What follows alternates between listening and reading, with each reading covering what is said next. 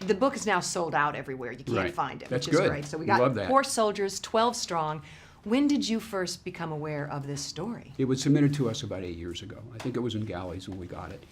We fell in love with it. We loved the verisimilitude of it, a true story about these young men and went into combat knowing nothing about what they were about to encounter, the fact that there were $100,000 bounties on their head. They were meeting with a warlord they knew nothing about. They didn't have enough batteries for their radios. They had to go out to Walmart and buy batteries. They had to get warm weather clothing because it wasn't around. So, I mean, they went into a very difficult situation. They get there and they find out that there's no vehicles. They have to actually ride on horseback. Only one of them had actually was accomplished horse riders. So they had a quick lesson on jumping on horses. They were all sore and in bad shape. But listen, they accomplished their mission. They drove the Taliban out in 3 weeks. It's a great heroic story, and I'm glad we got to bring it to the screen. When you do this kind of a movie, and you've done wonderful true stories before, there's a big responsibility. How do you know when you get it right? Well, it comes down to our writers.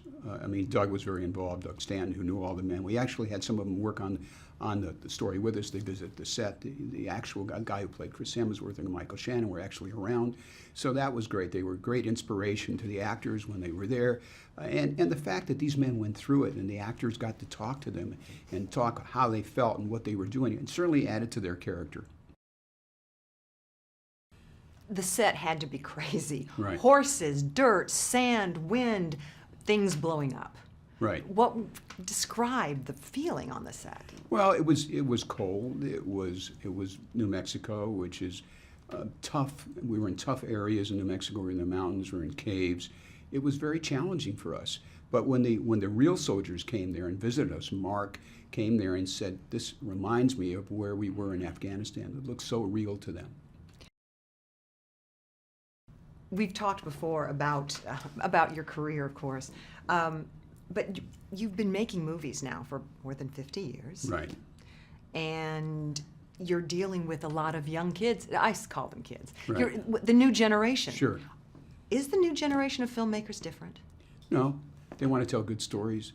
The technology's advanced a lot, so that helps us in telling. But it's always the same. You got to get a good story. You got to get good material. This is great material, and we have to have great screenwriters to work on this material. And also, you have to get a great director. And if you don't have wonderful actors in front of the camera, you're dead. So you got to tell. It's always about the story, and this was a great, great book. Nicolai wasn't, or isn't, doesn't have a lot of work behind him. Right. Why did you go with him? Well, we looked at his commercial work. He certainly was an adventurous man. He went into Haiti when there was I guess an earthquake or floods there, and got a friend out. He was a documentary filmmaker. He was in the military.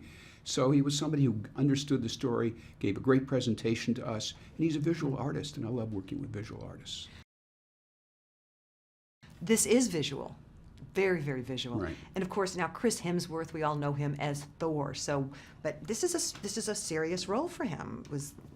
I think it's a good choice. I think it shows different sides of Chris as an actor. He's a brilliant actor, and I'm glad people around the world to get him to see him play something a little different than what he normally plays.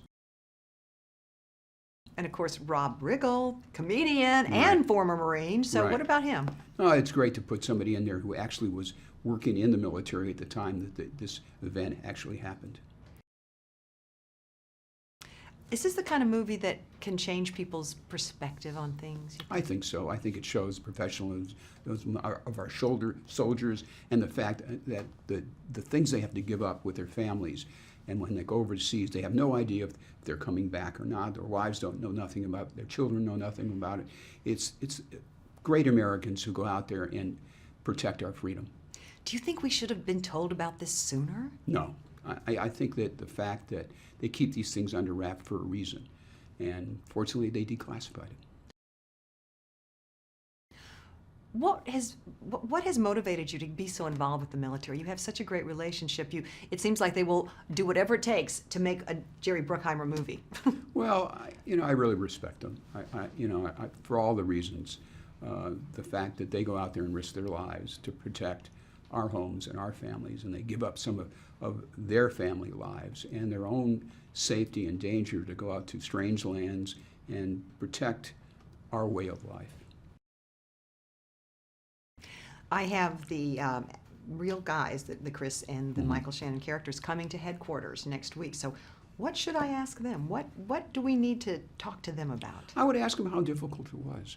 I would say, tell me about your feelings when you went over there, when you met Dostum, and tell me what your men were thinking, and how difficult was the terrain, how realistic is the movie. Is there any movie that you've made that you feel, I mean, I know every movie you make is going to be wonderful, but something that just that you're just like, you know what, I'm really proud of this one. You know what? They're all your kids. You can't, I'm proud of every one of them, the ones that didn't do well at the box office, the ones that were huge hits. They're a part of your life. There's something, it's like going to summer camp. You have great experiences making these movies, and sometimes they bring the audience in, and sometimes they don't, but they're all wonderful experiences too.